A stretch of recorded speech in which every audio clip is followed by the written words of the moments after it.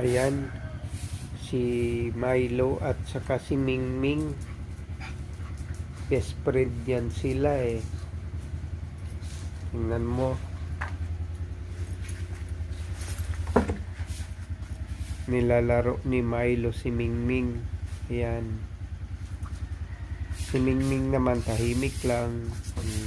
Ayan. Ayaw niyang haharutin siya. Si Milo naman gustong gusto. Ayan. Pero magkaibigan yan sila, tingnan mo. Oh? Yan yung kalaro ni Milo dito. Si Mingming. Si Mingming puti. Yan. Yan.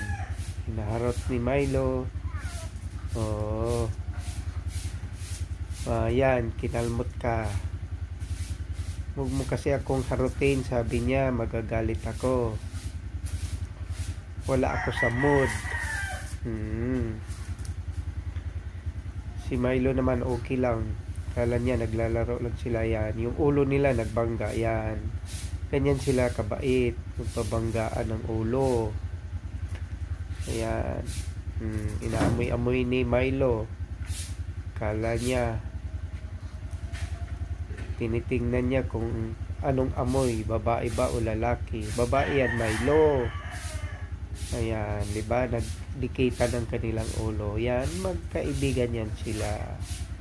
Ayan, ayan. Si Milo at saka si Mingming. Ayan, humiga na naman si Mingming. Oops, naglalaro sila. Kapanganganak lang yan ni Mingming. Kaya, ayan, nagpapahinga. Si Milo naman ginugulo. So, yan yung kwento ng dalawang magkaibigan. Si Milo at si Mingming pag sila ay naghaharutan.